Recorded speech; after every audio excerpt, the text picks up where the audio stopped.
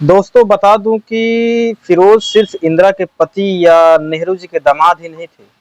फिरोज की पहचान इससे अलग भी थी। एक स्वतंत्रता सेनानी, संविधान सभा के सदस्य, एक पत्रकार जिन्होंने प्रेस की आजादी की वकालत की और सबसे बढ़कर वे एक सच्चे लोकतंत्रवादी थे जिन्होंने सिद्धांतों के लिए जिया और मरा। फिरोज का जीवन एक बगावती नायक की रोमांचक दास्तां है। फिरोज 20 साल की उम्र में स्वतंत्रता संग्राम में शामिल हुए और 21 साल तक वे 3 बार जेल गए। 1959 में सबसे पहले इंदिरा गांधी को तानाशाह कहकर नेहरू के सामने सवाल खड़ा किया।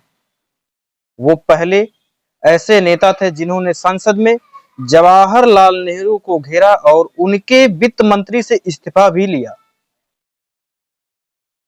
LIC के घोटालों को उजागर किया।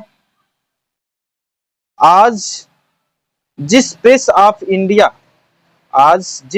क्लब ऑफ इंडिया को आप देख रहे हैं, उसकी स्थापना तक फिरोज गांधी की उपलब्धि है। हम फिरोज गांधी की उपलब्धि को तो नहीं गिना सकते, उनकी उपलब्धियां अनगिनत हैं। ये सब बताने का मतलब सिर्फ इतना है कि फिरोज सिर्फ गांधी नहीं थे, फिरोज गांधी से आगे थे। लेकिन आज फिरोज गांधी को कोई नहीं जानता। फिरोज उन्हें कोई याद नहीं करता, उनका जिक्र भी नहीं होता, और अगर उनका जिक्र होता भी है तो फिरोज खान को लेकर, जो सच नहीं है। आज उनकी जन्मदिन या जन्मतिथि या पुण्यतिथि पर कोई शोर नहीं होता। फिरोज गांधी को लेकर सबसे पहला सवाल मन में जो आता है वो ये है कि फिरोज पारसी थे या मुसलमान, क्योंकि भारत में बहुत लोग उन्हें मुसलमान से जानते हैं। 1912 की गर्म सितंबर की सुबह की बात है। एक साधारण पारसी परिवार में एक बच्चे का जन्म होता है जिसका नाम रखा जाता है फिरोज गांधी। गांधी। उसके पिता जहांगीर परदोस गांधी एक मरीन इंजीनियर थे। मां रितिमयी एक गृहिणी थी। पिता की मृत्यु के बाद प्रयागराज पहुंचे, उस दौर में जिसे इलाहाबाद के नाम से जाना जाता था।